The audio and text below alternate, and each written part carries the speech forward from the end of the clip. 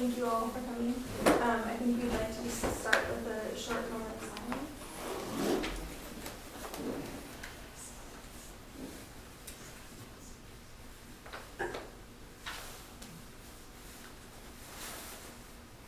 Thank you. Okay, so this panel is made up of both current and former Oak Grove students, and we're here to talk about our experience attending Krishnamurti school. There are a lot of ways that we could share our experience with you, but we wanted to kind of narrow down the topic to just one aspect, so that this might help you focus your questions and help us come up with more succinct and clear answers. All the Krishnamurti schools are located on large campuses with amazing natural beauty, friendly, caring relationships between students and teachers, simple, wholesome vegetarian diets, austere but comfortable classrooms, and small teacher-to-student ratios with highly qualified and motivated teachers. Today we'll be sharing our experience with Oak Grove as it relates to relationship to nature. Okay, so Krishnamurti said, "The beauty of earth is slowly being destroyed and polluted. Cars and tall buildings are appearing in the most unexpected places. When you lose your relationship with nature and the vast heavens, you lose your relationship with man." Oak Grove is located on 150 acres of oak woodland, and the campus is kept mostly natural and open with just a few rustic buildings. In addition to spending a lot of time outdoors on campus, as students we also spend a lot of time exploring local meadows, oceans, rivers, and forests. Each class goes on at least one camping trip during the school year. Starting with in kindergarten, they just camp out on campus, and then first graders go to a local beach, and then each year they get progressively more difficult and increase in length and challenge. Until finally seniors spend an entire month in India.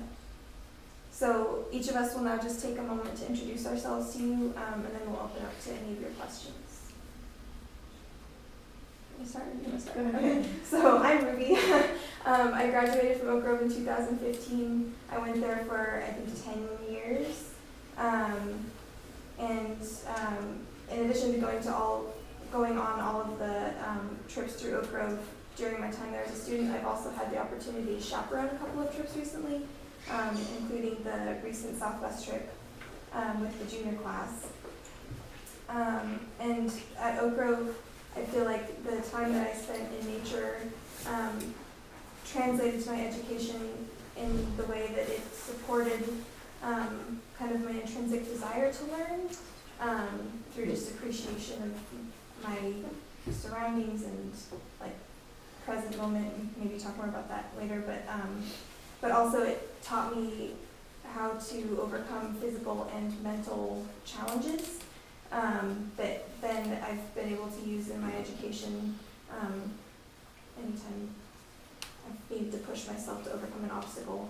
I've kind of learned some skills from camping and being outdoors that I've been able to use there as well. I'm Bria. I'm a junior at Oak Grove right now, and it is my 6th year.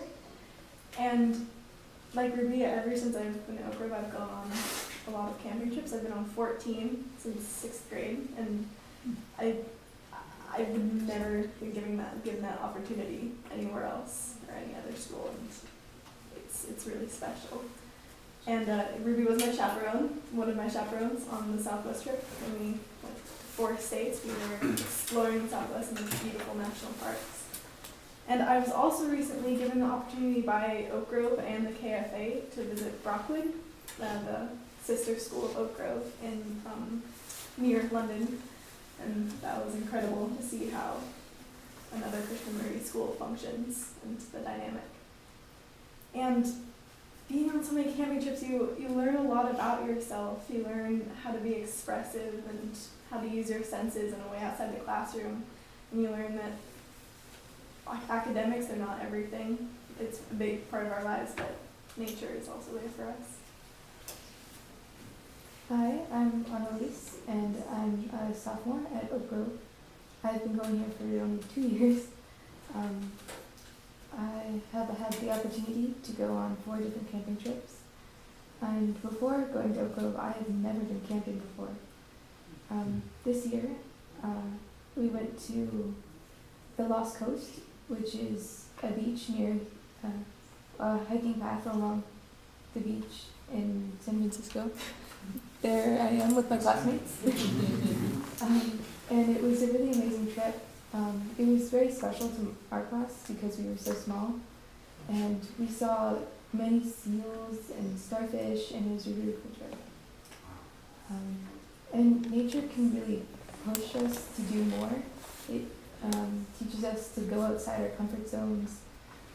You hike for 3 miles one day, 5 miles another, and you think, well, maybe next day, maybe tomorrow I can hike 7 miles. It's really cool. Hi, I'm Peter. This is my 4th year in Eckgrove. I joined back in 2014. I'm a senior, so I've been here all 4 years of the high school here. So I've been on 8 trips. And yeah, just like Annalise, I've never camped before I came to Eckgrove. I'm from Hong Kong, so yeah. I've been on every trip that's been provided in the high school. So the last trip I went on is the India trip, the month-long experience in India. And I think it is a very precious opportunity for the students to learn, because when you're in the classroom, all you can learn is what's in the classroom, the books, the videos on TV. And I think when you travel, you open up all your senses to expose. So you're taking in all the scents, all the flavors, all the smell, all the sounds. I think it's just a way more unforgettable and way more special experience. And I think on all the camping trips, being exposed to nature really helps us learn, because after all, nature is our roots, and everything we see in here derives from nature. I think to understand ourselves better, to understand each other better, we have to understand nature better. So I'm really glad that Eckgrove really emphasizes nature as a key part of our education here.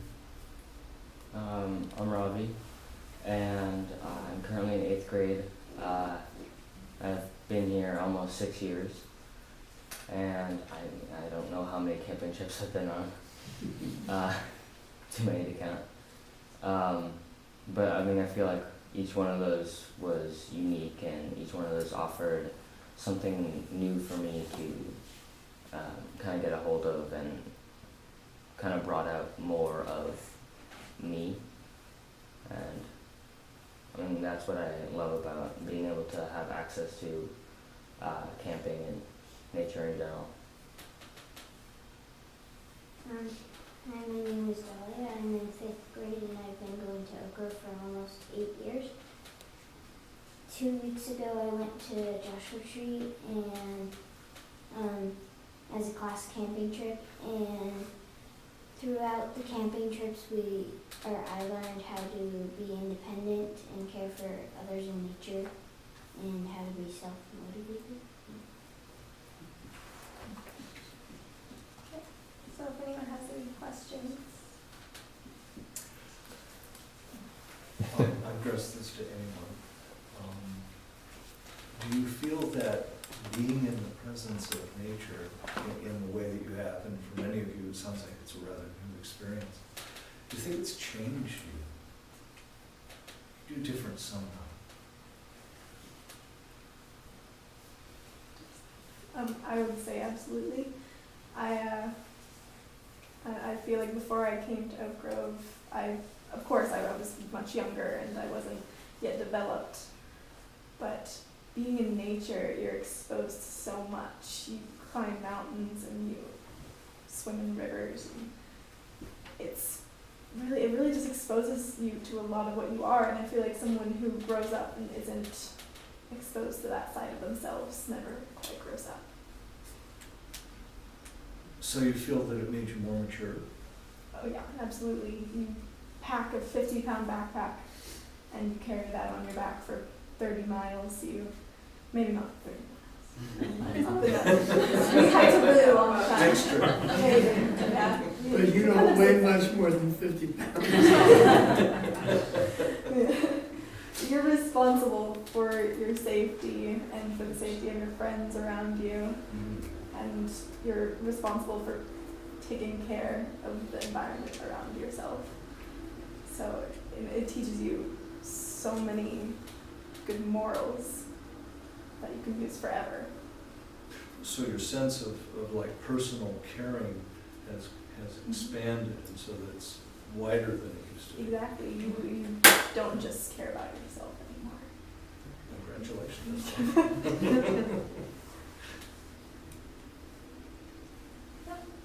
And young lady at the end, thank you for your talk. I would ask you what you said you grew. Could you give me a teeny example of that? Well, we go on many different trips. So each year we go farther or longer. Thanks. Has that made you feel more comfortable? More confident? Yeah.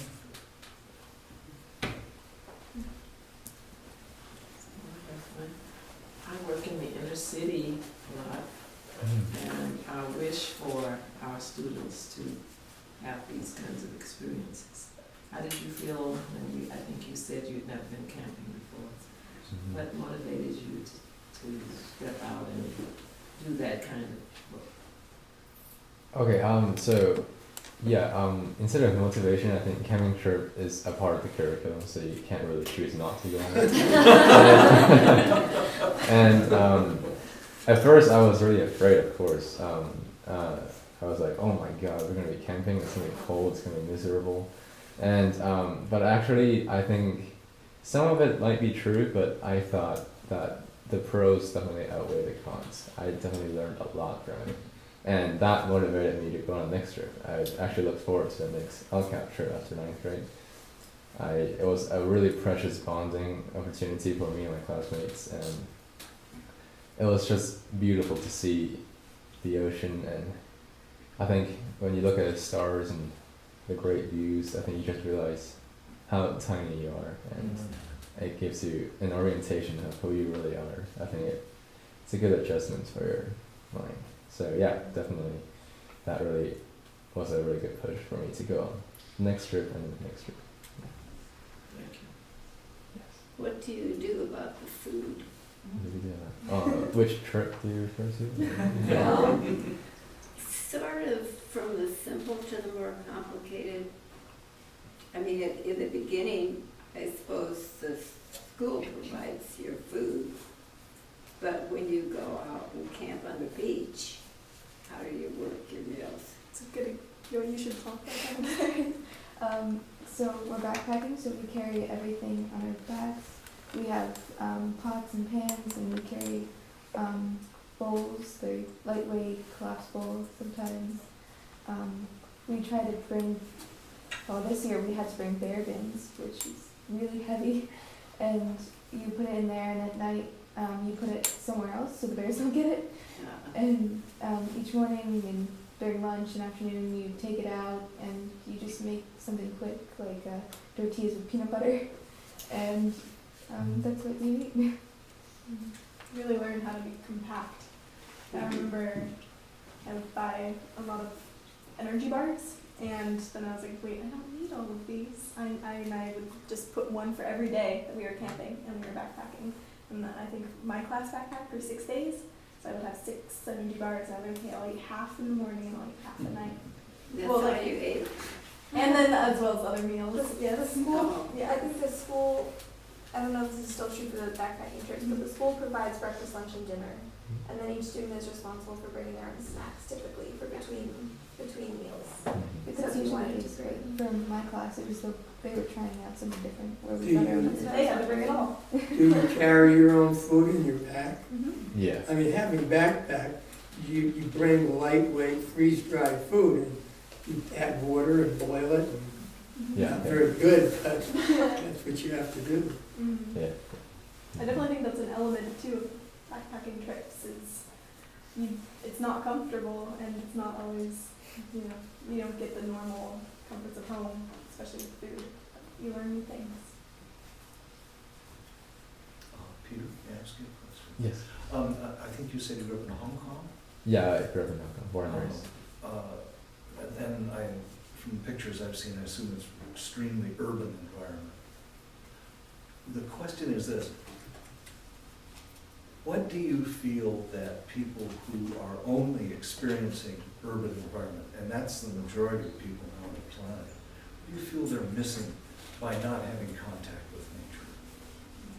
I think they become less human. So if you look at like people who are in Tokyo, the suicide rates are really high. I think, and all sorts of weird things go on there. And I think you get really detached from nature, and you're not capable of love. I think it's very important that to realize, as I said, it's really important to like realize your position on this planet. I think when you're in the city, and all you sit at is in an office under lights and all the time, and I think you just lose your sense. All you have to do is a routine. You're like a robot, I think. And so I think it's definitely important to find a balance. So my family does not live in the most like urban area in Hong Kong, and my family really values the peace and the outdoor spaces. So I think I'm the lucky ones. I'm one of the lucky ones in Hong Kong that have a chance to be exposed to nature as much as possible. Yeah. So the generations represented up here, you guys would sort of be the beginning of what we call digital natives. And you grew up with a virtual reality accessible at any time. How has your connection to nature influenced your perspective on that part of your experience? It's interesting actually, because there obviously you wouldn't be able to use your phone even if you had it, but there's a very strict no technology policy on all of the camping trips, which I know I've seen a lot of my friends, especially in the first few like backpacking trips and things where it's the first long period away from home, really struggle with that for a minute, because everybody's like, well, how am I going to contact my family, and how am I going to, check my emails and check, I think like we're so wrapped up in our phones and our devices that it's hard to imagine just like leaving that behind for a week. But I think also we're all really lucky in that we have to learn how to do that. And so I think we have, at least for me, I feel like I have a more balanced relationship with technology than a lot of my peers my age, just because I had to learn how to set it aside and make it a separate experience that I could walk away from.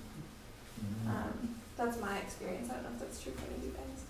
Yeah, I'd say very similar for me. It's also exposed me to how much I really dislike cellular technology, in the sense that, of course I use it all the time. I'm not going to say that I don't. But when you leave for 9 days on a trip throughout the Southwest and you don't have your phone, you are sitting around a fire or you're hiking and you realize that you don't have that pull to the thing in your pocket. And then you get home and you realize that even though, you don't have to be on it all the time, it's still become such a necessity in our world, and it makes you really despise that, because you felt so free on the camping trip. I just wonder if anyone else shares that with her. Do the rest of you feel that way? Be honest. I mean, we're not here to condemn you for anything. I definitely miss the convenience when I don't have my phone. I don't have my phone, but I think there are a lot of great things they offer that we'll miss if we don't have them. But it's definitely a great break from technology on a 10-day trip. It's a perfect time for you to be detached for 10 days. So I really appreciated not having my phone for 10 days. So.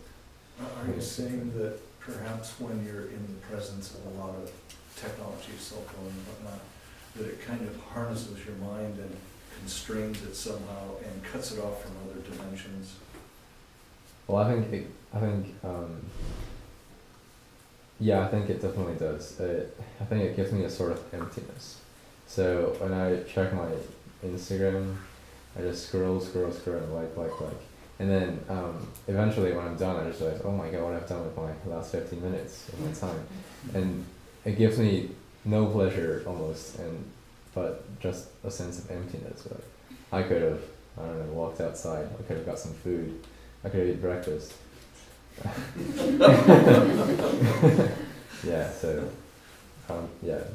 that was bad. Ravi, do you have anything To that. technology? No. Do you guys, have you guys noticed that after coming back from a long trip, that you're more sensitive or perceptive to like maybe internal stress associated with either technology or even the urban environment, or the stress of like after being out there in a calm environment, coming back and integrating with an urban environment where people are stressed out? Are you able to? I think it's always easy to get used to conflict. So I think it's really easy to get used to the life we have from a camping trip, I think. So yeah, one of the first things I reach for after I get home is my phone. And I think, but it's a good reminder of who we really are during the trip. So I think it helps, definitely, that we don't use our phone as much after the trip, definitely. It's a good relaxation for us. I think it's really clever of Oak Grove to plan our camping trips right before finals. So, because even though it takes you out of school for a bit and you come back and you're very flustered to get back in the curriculum, it has helped me. It's definitely helped me realize that it's not everything to ace the finals, and even though it matters a lot to me to get good grades, as I'm studying, I can still remember that it's not important. Well, last week for me, I was personally really stressed out because I had a lot of schoolwork piling up because I was sick for a while, and I luckily got it all done. But also, we went on a camping trip called the Rite of Passage, and this is a camping trip that only the 8th graders go on, and it's a transition into high school. And when I got back from that, my stress was just gone, and I could do my work, and I could just have a normal day without worrying about anything that I don't really need to worry about that's building up my stress. That's fantastic. So this is a question for the whole panel. When you're on these trips and you're on these excursions, whether it's a longer one or even like something where you're just in nature for a day or two, how are you prepared to like ensure or create safety for yourself when you're hiking on a cliff or when you're near poisonous plants or snakes? So like I'm curious how you're instructed or how you're guided to be safe on your own without someone having to like hold your hand or stand by you the whole time. On our most recent camping trip to the Southwest, we hiked something called Angel's Landing, which is you just hike straight up and it's a sheer drop on both sides. Yeah. And I would say that we are cautioned, we are told to be careful, to hang on to the chain, but something incredible that our chaperones did is they let us go by ourselves. I went with a group of 4 other people in my class, and we hiked up to the top, and we were at the top, and we had done it by ourselves without someone staring down our backs. And that was probably the most incredible experience of my life, because it was me. I had done that. I hadn't been coached. So they warn you, they tell you don't fall, but they let you do it by yourself. I think like for me it's like because each trip gets progressively a little bit harder and a little bit they kind of work in like a few more opportunities to be independent and to practice the skills that you've learned on previous trips, and they kind of build on each other. It also almost becomes like a serious practice in awareness and being super present, because you have to pull on past experiences and remember, like you're saying, poisonous plants, like you have to be able to recognize, like that's poison oak, and what am I going to do about it? Am I just going to avoid it? Am I going to tell the people behind me? What's the protocol? Like you're constantly in that moment thinking about your surroundings and what's going on around you, which I think also translates just to everyday life, trying to kind of practice that super present. Yeah, we work together. So your classmates help you. If you're we have this one girl in my class, and she's can't carry as much as the rest of us, so some of the people in my class we carried a bit more so that she had an easier time. And while you're camping, kind of leads to like, if there's poison oak, you develop methods to avoid it. I remember on my freshman camping trip, whenever we saw poison oak, the person in front would yell, "Poison oak," and it would just kind of go back through the line. And if there's a loose rock, when you're hiking up a mountain, loose rock goes back in your line. So you really learn that, you care about your friends. You need to keep others' safety in mind. So like you become the creator of safety for your friends, like someone else who, an adult or in a chaperone position maybe, you're saying it kind of encourages you to take that role for your own. Absolutely. I'm curious too, as a follow-up to that, how many chaperones are going with you guys on these trips? And more specifically, because Joshua and I actually take kids out ourselves, I'm curious, like, what is your favorite thing that facilitators do with you? Like, what works and what makes you feel good while you're out there? And then maybe what doesn't work so much? What do you wish that they did less of? Well, Ruby was one of my chaperones. I had 2 others, and we were a class of 13, so we had 16 in total. And then I know that you had 3 chaperones as well. Mm-hmm. Yeah. And we had 8 people, I think. Yeah. Okay. So it's a very small ratio of chaperones to students. Great. And it was, it's really important for the chaperones to acknowledge that this is your trip. This is meant to help you grow, not to baby you or hold your hand, and to trust you.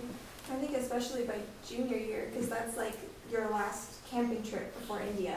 And so you've already gone on at least all of your high school trips backpacking. And before the high school backpacking trips, there's often like one day, I don't know if they still do it exactly this way, but there's like, they'll have classes about like leave no trace and kind of educate you about camp safety, and here's some basic first aid, and the whole buddy system, and all the kind of things that you need to know. So by junior year, you're like, you already know all that. Yeah. So I feel like you're able to kind of have a little bit more freedom, but know that your chaperones are there if you were to need them. And they're your friends too. It was so fun being able to joke and play games and play poker with our chaperones. She beat us all. Not this one, but it was really fun. What about you guys in because I know the 11th grade trip, like I said, is kind of like the culmination of all your camping experience. So what about in some of the more foundational trips? How do you feel about your chaperones and their role? We went to Wyoming, and for that trip we had our chaperones, and we also went to a place called the Teton Science School. So we had a bunch of teachers there actually going out with us in the field every day and teaching us about anything that was out there. But for that, I think the amount of chaperones wasn't too much, and they really give you the sense to explore out there and just without somebody, and let you have your own independence. So I feel like, I value that when the chaperones come with us on camping trips. But something I wish they did less of was nothing. Actually, nothing. Really? I know, I love that. Dahlia, how have the chaperones treated you? They cook for us, and then they we bring our own snacks on the first day, but then they help us make our own snacks during the whole trip. So did that help you to feel safe? Yeah. Do you ever wish that you had more support while you were out there, or do you like that sense of freedom? I like the sense of freedom. I love that.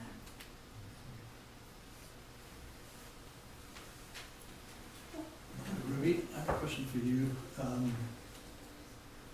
How do you feel, what is different for you between the contrast of going on a trip as a student and then going as a chaperone. Like, does the student space provide more freedom to reflect and be in experience, or what is it for you? I don't want to put words in your mouth. I feel like they're actually not that different, to be honest. I feel like as a student, you're always asked, I remember even like in 4th grade, there are always, you're always held very accountable for pulling your weight with the group and taking care of the group, and also for reflecting on your own. There was always time to like set aside to be alone and to be independent, even if it was just like 4th grade, it was like all in camp and we were all together, you could see each other, but it was like, you know, you just sit quietly by yourself, or, and it kind of builds to junior year where you're allowed to be much more independent, but I think as a chaperone, you're just maybe doing more of the planning, but you're still kind of expected to still be a team player and sort of maybe more facilitate that a little bit more than if you were a student. But I think also because relationships between the students and your peers are so important and emphasized so heavily, you're kind of facilitating teamwork all along.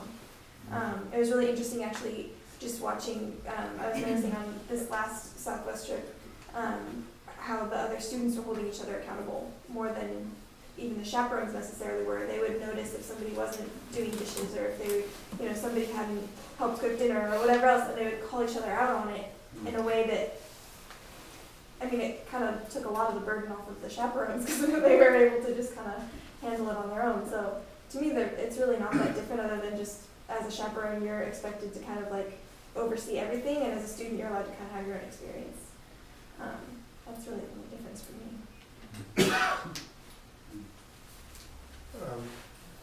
Could you guys share any experiences on like interactions with any animals, or any like relationship or fears or anything like that? Well, on the recent Wyoming trip,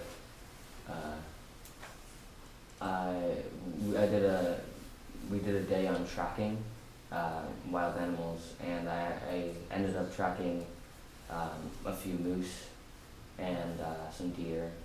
But in the end, the thing that, I mean, I'm kind of glad that the chaperones told me to stop going forward with this, because I was tracking a bear. So I mean, really, in a lot of the trips that are farther away, like the high school trips and to the junior high trips, you see a lot of wildlife that you wouldn't see normally. And I mean, it's really cool. It's kind of amazing to have that experience, to have like a moose 20 feet from you and then run away. Who ran away, the moose? I kind of both. But yeah, that was one of my experiences. Never get close to a mother with a calf. Yeah. Really seriously. Or in between? Or even In just between. close, they'll Yeah. come after you. On my my sophomore trip, we were hiking in a canyon, a slot canyon, and the bear prints were incredibly fresh. And we were going around curves, so there were 5 of us and our chaperone, because we were on a day hike to a lake. And she was getting nervous, and she stopped us and said, "Okay, we might come around the curve, and there might be a bear and her cub." We were seeing cub tracks too. And she told us, she really put herself in front of us too. She said, "What's going to happen is you guys are going to run as fast as you can, and I'm going to stay and I'm going to like throw food at it." But anyway, it was terrifying, but we kept going, and you really learn that it's just nature, and you learn how to treat it, and you learn how to be afraid but also care for it. So it was really special. I think that's a very important thing that you just mentioned about certain validity and time and place for being afraid. And I think that modern human beings confuse that oftentimes and incorporate it into kind of a habitual way of living. It's called anxiety. So knowing when it's appropriate and when it's not is a great lesson. It's great to be a part of it. Did you see it there? Mhm. You never did? Oh, okay. Yeah, just the prints. I'm wondering if you can talk a little bit about what it's like to be on campus and how you engage in the nature that's on the campus every day, you know, with coyotes and hawks and snakes and how that's, you know, used through the classroom and just everyday life. That might be a good one for each of us to answer. Mhm. We've all probably had our own experiences with that. Well, you know, Go ahead. okay. Well, one of my teachers, Ron, a while ago he was telling us about a mountain lion that had come on campus. And it was just like any other drill, like a fire drill, an earthquake drill, but being Oak Grove, there's a mountain lion drill.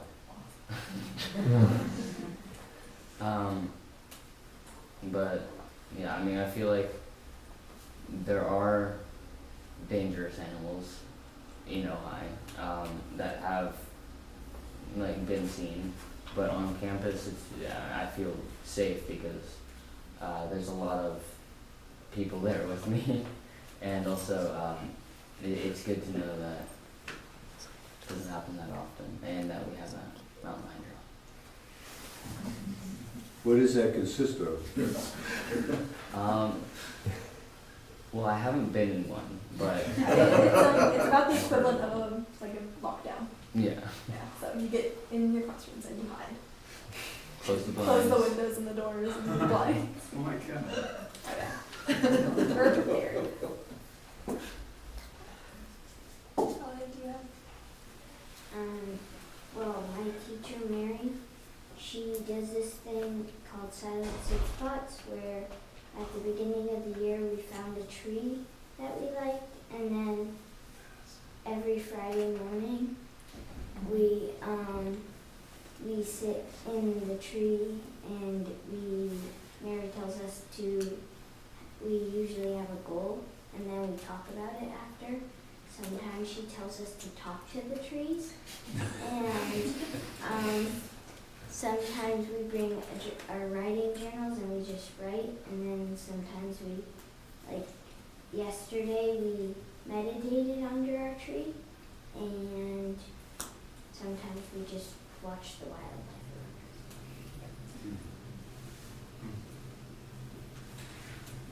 Peter, do you have a nature on campus?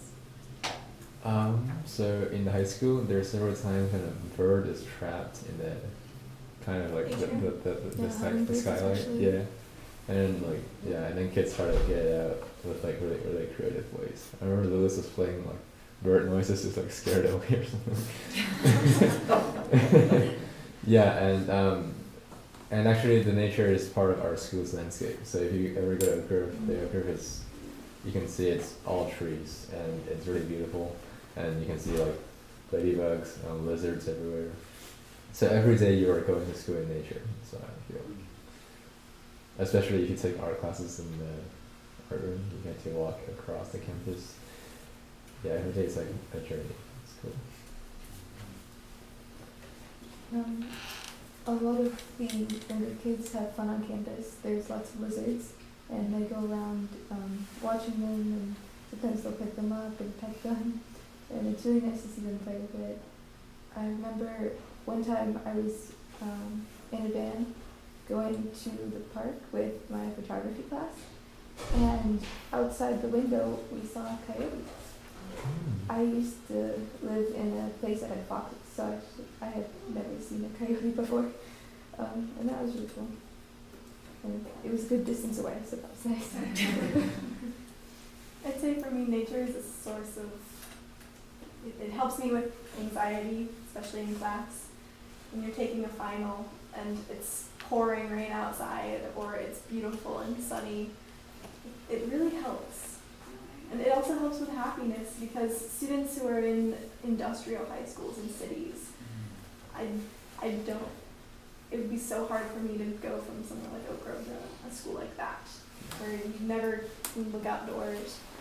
And I've learned after going to Oak Grove and just living in Ohio in general that I'm so much more comfortable with mountains around myself and greenery, and it just makes me feel happy, I'd say, simply put. I think one of my favorite Oak Grove stories, I remember one year, so every spring the grass on campus grows really tall and it's pretty untamed most of the time, and it just fills up with ladybugs, which is really fun. But then when the grass starts to die, they go and they chop it all down so that there's no fire hazard for the summer. And I remember one year the preschoolers got really upset when they saw Ray, the head of maintenance at the time, come out with the weed whacker because they were like, the ladybugs are going to lose their home. So Ray stopped what he was doing and yelled to all the ladybugs, I'm going to come chop the grass down, you need to go find a new home. I just remember thinking, like, where else do you find like that much like compassion and I guess respect for nature that the maintenance worker is going to stop what he's doing to reassure the preschoolers that the ladybugs are going to be okay if he cuts the grass.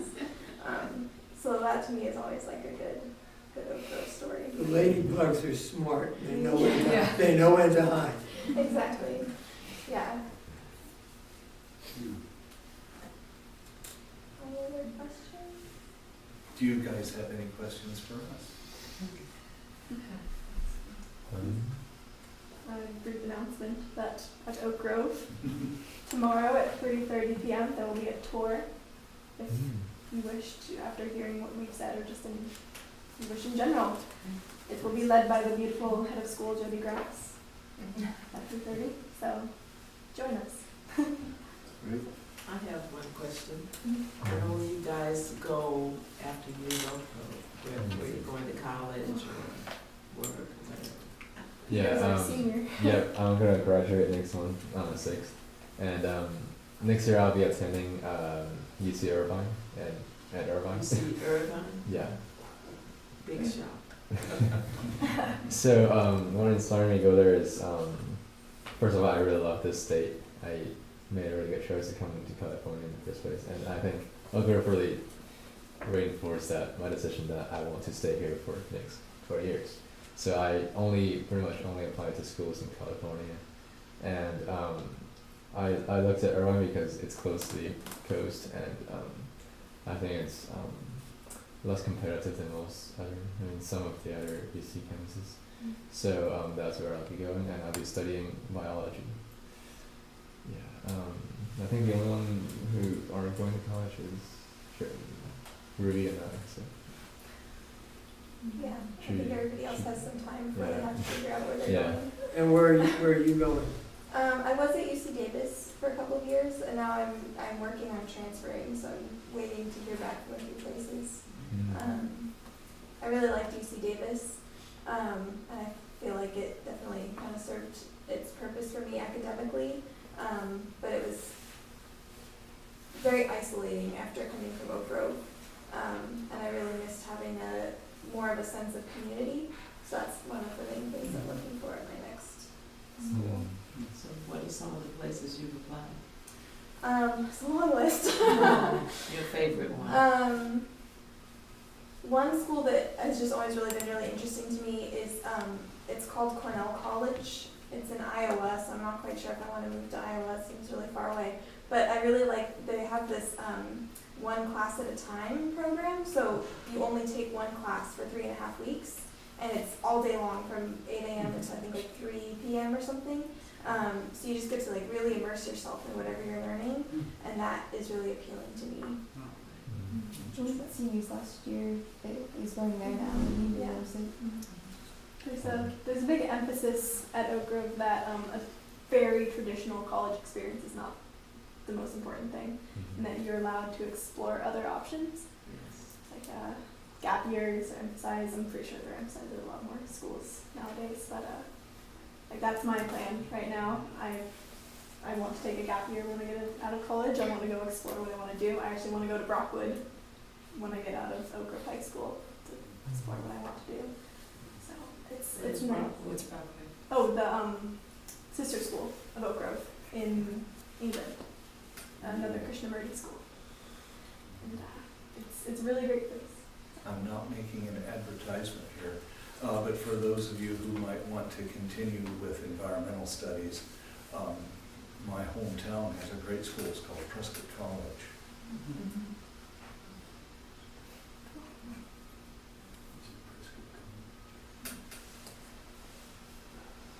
May I ask about the grades and competition? Can you give me how that works in general? In the junior high, there's they don't have grades, but they do have tests and everything. And from what I know, it's a very relaxed system. And when you get to high school, you start having grades, but they really encourage you to compete with yourself more than with others.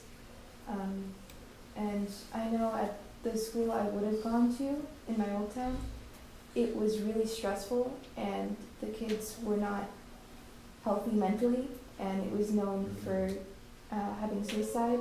Many people were committing suicide because they were so stressed, and that's why I came to Oak Grove, and it's a really nice environment here.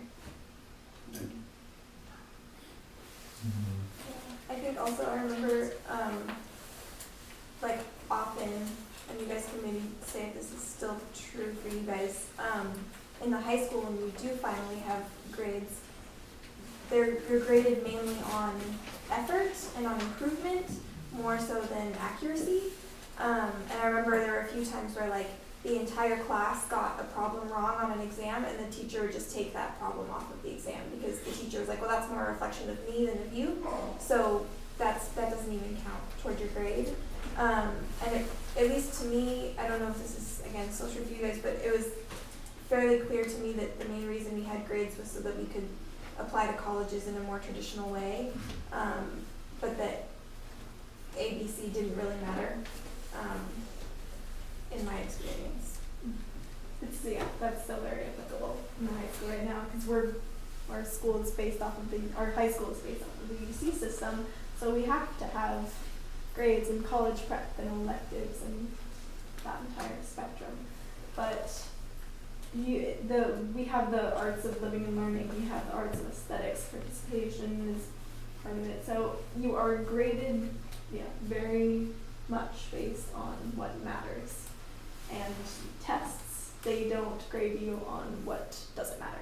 You're not going to be graded on dates in that history class because you can know the general era, say of World War II, but you're not going to be graded on like May 10th, something.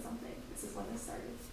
And that's what I love about Oak Grove is that they actually care what you are taking away from the learning environment. You guys have like a Krishnamurti flagpole where you Theme song too. Pledge allegiance.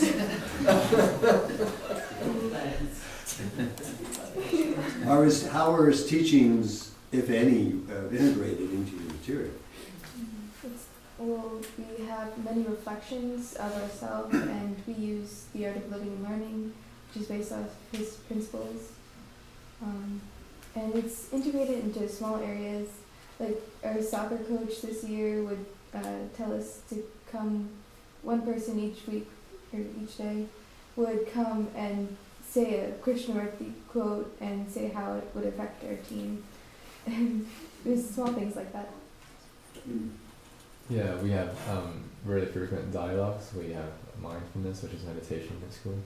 And we really promote this close bond between adults and kids. So we call our adults by their first names. And yeah, we spend a lot of time together. The kids would sit with teachers at lunch together. I think it's everywhere. It's present. Yeah, the authority at Oak Grove it's really nice because even though your teachers are your teachers, they're your friends and they're your mentors as well.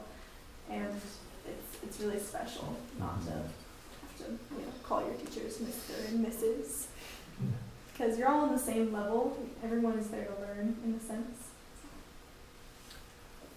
Are there instances where, if not you guys personally, but somebody,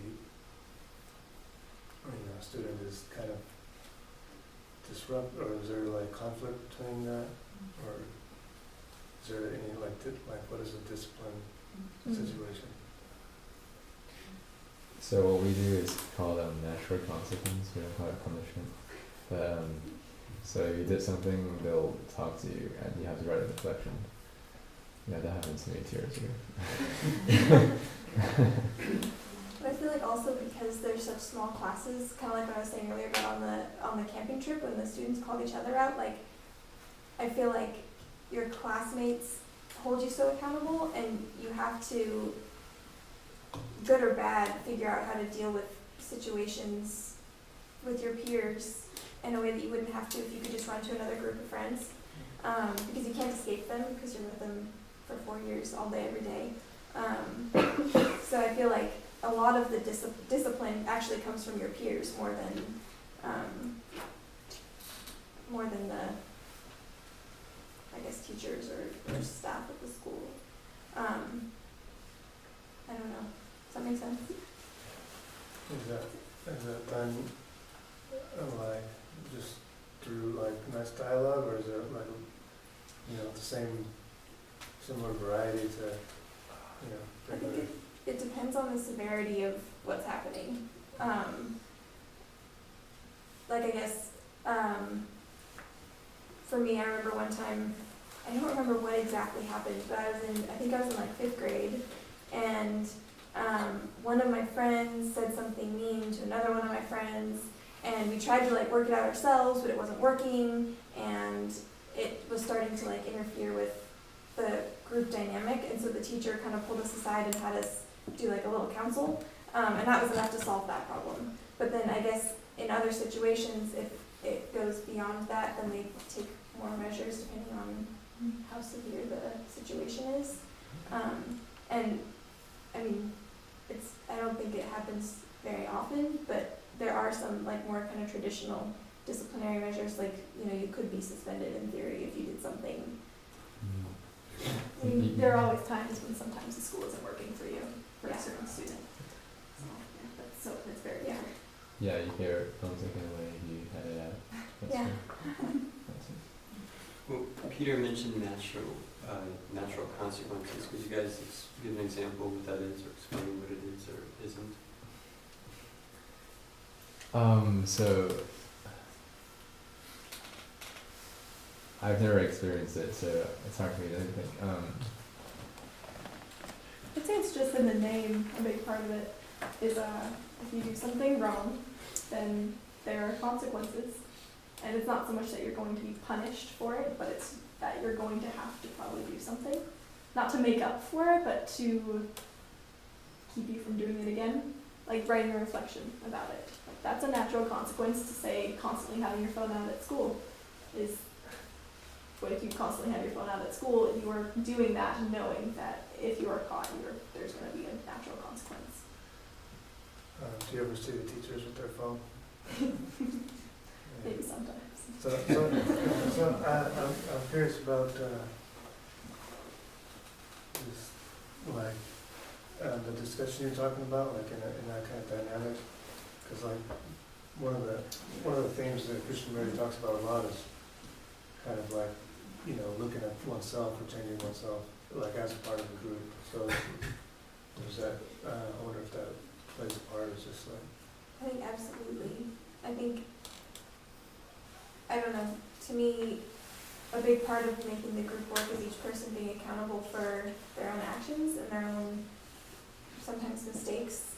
And I think, I don't know, I feel like it's easy to just say like, oh, well, it's just happy and lovely because we all just, you know, talk about our feelings and, you know, but really I think it's a lot more challenging than that, because when somebody calls you out on something, you have to actually like kind of look at that with yourself and kind of figure out like, well, was there anything wrong with what I did, or is there anything I could have done differently, or did that hurt somebody else, or did that hurt me, or there are so many different questions and things that you have to figure out that I think I think like personal reflection is a really big part of the councils or of the problem solving, more so than just saying like, well, you did that and that hurt my feelings. Like, I think it's also kind of receiving that information from your friend and kind of trying to like decipher more of what happened and not just kind of brushing it off and saying, well, okay, we got it out on the table, now we're walking away. So I think you have to do a lot more internal work than that. So the high school, is it just made of people who come through the whole gamut of school? I mean, from kindergarten on through high school, do you take people like in junior high or high school students who have been at other schools? How does that work? Absolutely. Yeah, I was at Oak Grove for most of elementary school. I know that, I mean, you came for high school. You did too. Just this year, from 11th grade, 2 new girls came and joined our class, and I know that a couple of years ago, sometimes they take in seniors who are transferring to their school. So it's very open. How does that work with having had that experience, that training, that exposure since elementary school, and all of a sudden you get a person who hasn't had that? Is that you help them. There's a lot of help that's given to them. okay? I know the 2 girls who came into my class, they'd never been camping before. So all of us who had been on like hardcore backpacking trips for 9th and 10th grade, we knew how to hike a mountain. We knew what to do. And I don't know. yeah. So we had to help them. Okay. And you accept them and you just teach them. And How it's do nice they- to teach. Do they work pretty good? Or do Oh they- yeah, yeah. Okay. It's easy for them to, if all of us are doing it, then they quickly, assimilate it into Okay. the culture. And I think openness is a really key part of our campus. So I don't think I've changed myself just to like blend it. You see. So I think our school I think is really diverse in terms of our personalities, and I think no one's like negotiating their own personality to like fit into mainstream culture at school. I think everyone stays the way they are. I think, which in a way is kind of a new culture, but that's. I think I don't think I've ever be not truthful to myself just to be cool or just to be popular. Or I think that's a really good part about Oak Grove, is that you can be who you are. Thank you.